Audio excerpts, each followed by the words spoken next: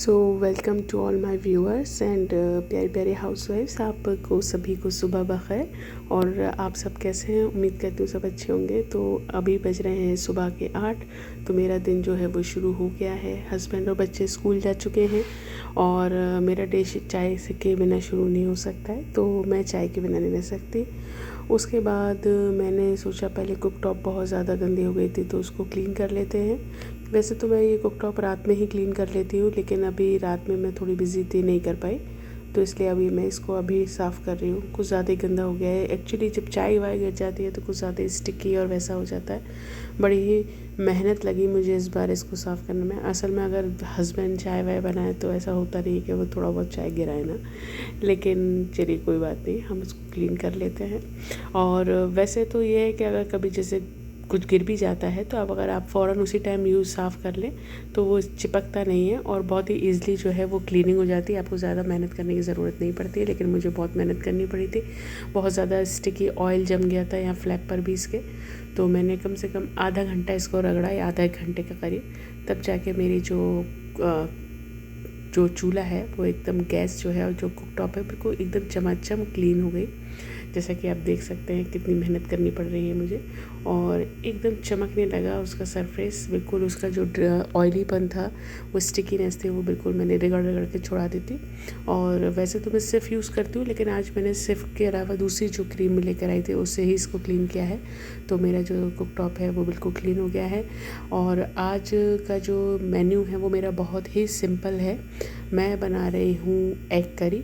तो egg curry जो है मैं बहुत ही सिंपल वे में बनाऊंगी आज, क्योंकि आज मेरे पास ज़्यादा टाइम नहीं है, तो जो झटपट बन जाए वो बनाना ज़्यादा ज़रूरी है। क्योंकि हस्बैंड जो हैं ऑफ़िस से जल्दी आते हैं तो मेरे पास टाइम नहीं होता है, वो लंच लेकर जाते हैं फिर।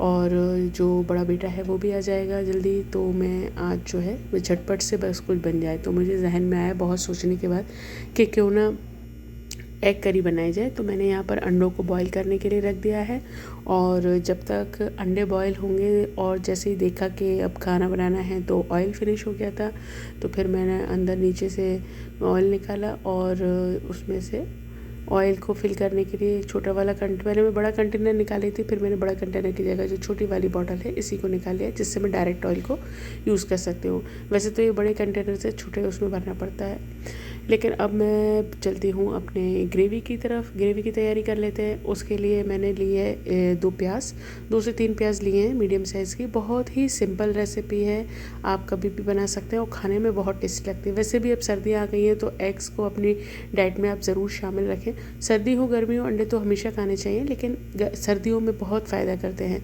मुझे थोड़ा सा कफ़ और कोल्ड भी हो रहा है तो इसलिए, और मेरे बेटे को भी हो रहा है तो उसको भी फ़ायदा करेंगे, तो इसलिए मैंने आज सोचा कि थोड़ा सा हटके कुछ बनाया जाए। तो मैंने बना लिया एग करी को। तो अब एग करी बनाने के लिए मैंने प्याज को रफली चॉप कर लिया है, क्योंकि हम इसका मसाला पीसेंगे। मसाले में भी हम ज़्यादा कुछ नहीं डाल रहे हैं, बस मैं यहाँ पर डाल रही हूँ 1 चम्मच के करीब अदरक लहसुन का पेस्ट। मैं यहाँ पर पेस्ट का इस्तेमाल कर रही हूँ, आप चाहें तो खड़ा अदरक लहसुन भी इसमें डायरेक्ट डाल सकते हैं। और 1 से 1.5 चम्मच मैं डाल रही हूँ कश्मीरी लाल मिर्च का, आधा चम्मच में ले रही हूँ हल्दी। और ज़्यादा मसाले इसके अंदर नहीं जाते हैं, जो बेसिक मसाले हैं बस वही डालकर मैं इसका मसाला जो है वो पीस लूँगी। और बस मैंने फिर इसका मसाला पीस लिया थोड़ा सा पानी डालकर, और कुछ भी मैं इसमें ऐड नहीं कर रही हूँ।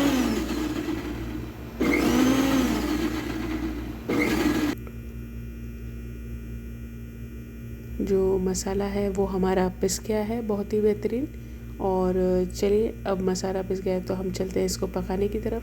हमारे जो एग्स हैं वो भी बॉईल हो गए हैं और हो रहे हैं, अभी और हो रहे हैं, थोड़ी कसर बाकी है। तो मैंने सोचा कि आज मैंने ब्रेकफास्ट नहीं किया है, अभी 10 बज चुके हैं, तो मैं सोच रही हूँ क्या करा जाए। तो मैंने यहाँ पर एक कॉर्न लिया है। आज मैं बनाऊँगी बहुत ही झटपट बन जाने वाला स्मोक कॉर्न सैलेड। तो मैं क्या करती हूँ, मुझे स्वीट जो कॉर्न होते हैं या बॉइल्ड कॉर्न बिल्कुल पसंद नहीं है, तो मैं यहाँ पर इस कॉर्न को भून लूँगी। स्मोक जैसे अपन चूल्हे पे जैसे भुट्टे को भूनते हैं, इस तरीके से मैं इसको यहाँ पर भून लूँगी। और फिर उसके बाद मैं इसका जो सैलड है वो बनाऊँगी। बहुत ही हेल्दी होता है इसका सैलड। एक्चुअली क्या है कि मैं ज़्यादा ब्रेकफास्ट करती नहीं हूँ, और ब्रेकफास्ट में मैं हमेशा कुछ हल्का फुल्का ही खाना पसंद करती हूँ। हैवी पराठे, रोटी, पूरियाँ भाई मैं तो बिल्कुल प्रेफर नहीं करती। वो हेल्दी भी नहीं होते और मुझे तो बिल्कुल पसंद नहीं है, और ना ही मैं अपने बच्चों को देती हूँ इतना हैवी। और हेल्दी होना चाहिए हैवी से ज़्यादा, तो मैं हेल्दी प्रेफर कर रही हूँ। अब मैं यहाँ पर ये काटने लगी थी, तो मेरा बेटा बोला छोटा वाला कि मम्मा मुझे भी कॉर्न खाने। अब वो डायरेक्ट भुट्टा भी नहीं खा पाता, छोटा है, तो फिर मैंने सोचा कि क्यों ना उसको कॉर्न इस तरीके से निकाल कर दे दिए जाए। तो मैंने कॉर्न निकाल के ठंडे कर दिए। उसको ज़्यादा पसंद नहीं आए, वापस कर गया था। बस उसे मुझे देख कर उसे शौक़ आया था खाने का। नाश्ता उसने कर लिया था, लेकिन छोटा है तो उसको ज़्यादा मतलब थोड़ा रहता है क्रेविंग्स, तो मैंने उसको दे दिए थे थोड़े से। फिर मैंने नाइफ़ की हेल्प से सारे जो कॉर्न हैं वो इस तरीके से निकाल लिए थे। इससे आसानी से निकल जाते हैं, ज़्यादा मेहनत भी नहीं करनी पड़ती क्योंकि बहुत गर्म था। उसके बाद मैंने अपना जो सैलड है उसे बनाने की तैयारी की। ये सैलड इतना इजी बनता है और यकीन मानिए इतना टेस्टी बनता है, आप भी ज़रूर ट्राई करें। बहुत ही इंस्टेंट रेसिपी है कॉर्न सैलड की, ये मुझे बहुत पसंद है, आप भी ज़रूर ट्राई करें। स्नैक्स में भी आप इवनिंग स्नैक्स की तरह भी इसको ले सकते हैं। मैं यह ब्रेकफास्ट में ले रही हूँ। अब इसके अंदर मैं थोड़े से वेजिटेबल्स डालूँगी। आप चाहें तो कोई भी वेजिटेबल आप इसके अंदर इस्तेमाल कर सकते हैं। शिमला मिर्च डाल सकते हैं, आप कैरेट डाल सकते हैं और लेट्स डाल सकते हैं। मैं यहाँ पर सिंपल सा बना रही हूँ बिल्कुल इसको, तो मैं इसमें डाल रही हूँ रफली चॉप की हुई अनियन, वो भी बहुत ज़्यादा नहीं, बिल्कुल थोड़ी सी आधी प्याज के करीब मैं इसके अंदर ऐड करूँगी। डाल तो हम इसको बहुत कुछ सकते हैं, लेकिन मैं इसको बहुत ही सिंपल वे में बना रही हूँ क्योंकि मैं बहुत सिंपल तरीके से सिखाती हूँ। एक्चुअली क्या है कि मुझे ब्लड प्रेशर का इशू है, तो मैं ज़्यादा मसाले और ज़्यादा चटपटा तेल घी मैं नहीं लेती हूँ, तो मैं लाइट खाती हूँ, क्योंकि अगर मैं ज़्यादा हैवी खा लूँ तो मुझे उससे थोड़ा सा ब्लड प्रेशर का इशू हो जाता है। अब मैंने इसके अंदर डाल दिया है आधी प्याज को। आधी प्याज के बाद अब मैं इसके अंदर डालूँगी एक खीरा, कुकुम्बर पहले से थोड़ा सा कटा हुआ रखा था, क्योंकि आज मैंने अपने हस्बैंड को भी सैंडविच दिया था, चिकन वेजिटेबल सैंडविच, तो थोड़ा सा मैंने यहाँ ये ले लिया और एक खीरा मैं इसके अंदर और ऐड करूँगी।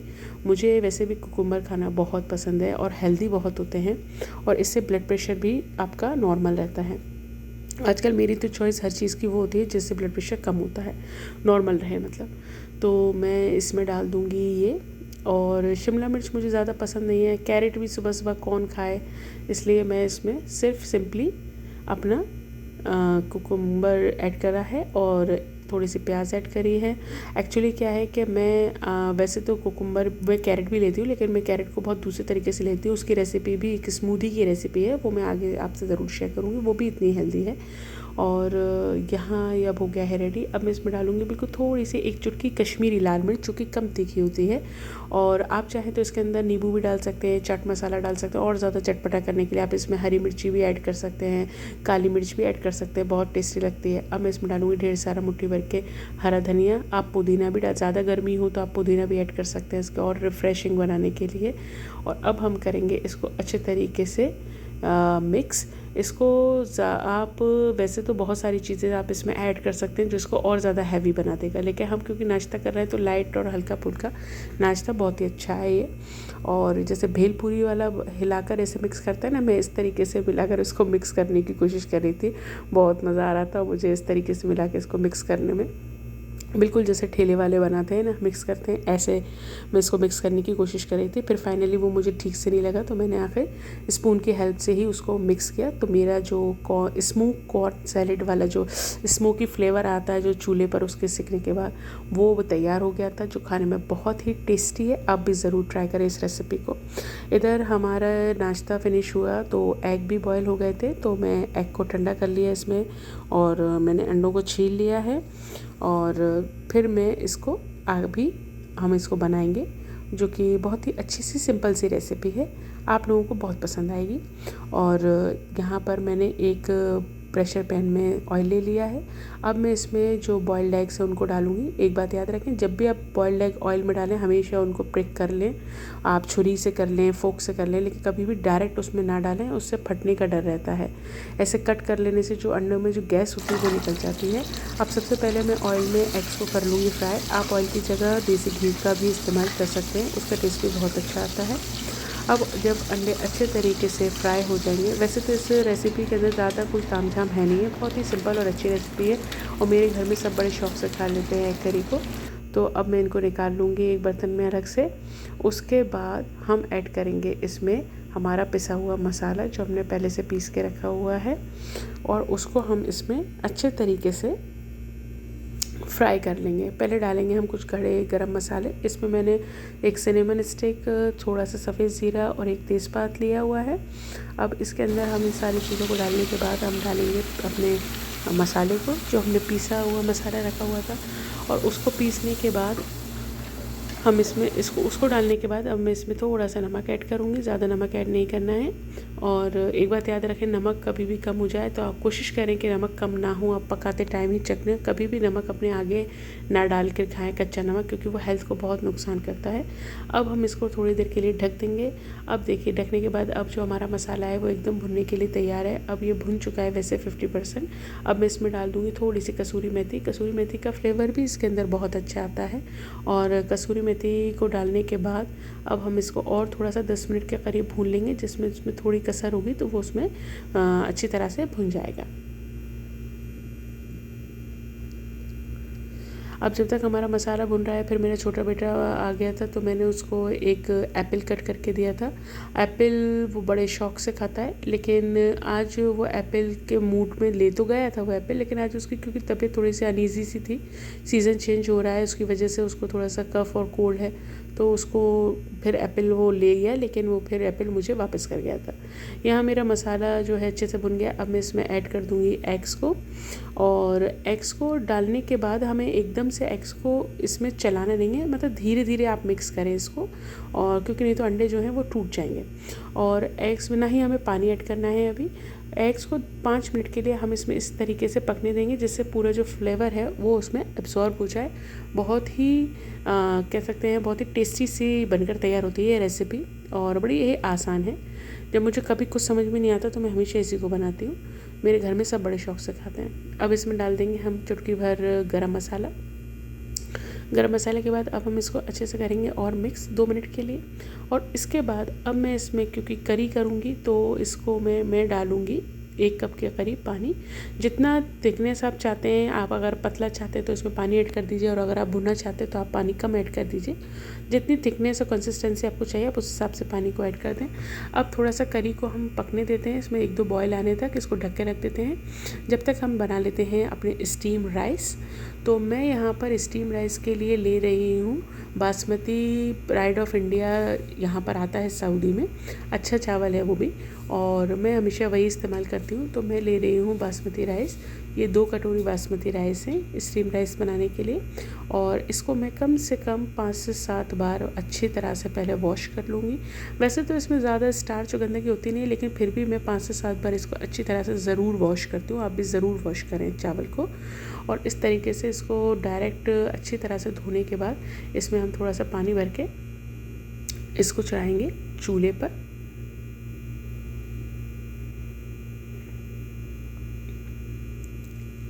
और इसमें डाल देंगे थोड़ा सा नमक। हमारे एग जो हैं वो एकदम तैयार हैं। गैस को कर दिया है हमने बंद। अब जब तक हमारे चावल पक रहे हैं तब तक हम कर लेते हैं थोड़ा सा इंतज़ार, और 15-20 मिनट बाद हमारे जो चावल हैं वो पक जाएंगे। अब देखिए हमारा खाना एकदम तैयार है। अब मैं लंच सर्व कर देती हूँ। और यहाँ पर मेरा जो बेटा है वो भी आ गया स्कूल से, उसको भी भूख लगी थी तो मैं लंच सर्व करने लगी हूँ। यहाँ पर एग तैयार है, हमारी एग करी, चावल भी हमारे तैयार हैं, सैलड हमारा तैयार है। बहुत ही स्पेशल लंच था और बहुत ही इजी और सिंपल था। आप भी ज़रूर बनाएं इसको। और यहाँ हमारा लंच तैयार हुआ। उधर हमारी जो वॉशिंग मशीन है उसने बीप दे दी थी कि भाई हमें कपड़ों को बाहर निकाल दें, हमें ड्राई कर दें। तो बस हमारा जो खाना है लंच है वो एकदम तैयार है। और उधर हमारे जो कपड़े हैं वो भी ड्राई हो गए हैं, तो मैंने कपड़ों को भी फैला दिया है। और आज का व्लॉग आपको कैसा लगा मेरा, आप मुझे कमेंट करके ज़रूर बताइएगा। आगे भी मैं आपसे नए व्लॉग्स में ऐसे ही मिलती रहूँगी। आज के लिए बस इतना ही। अपना ढेर सारा ख्याल रखिएगा। अल्लाह हाफिज़।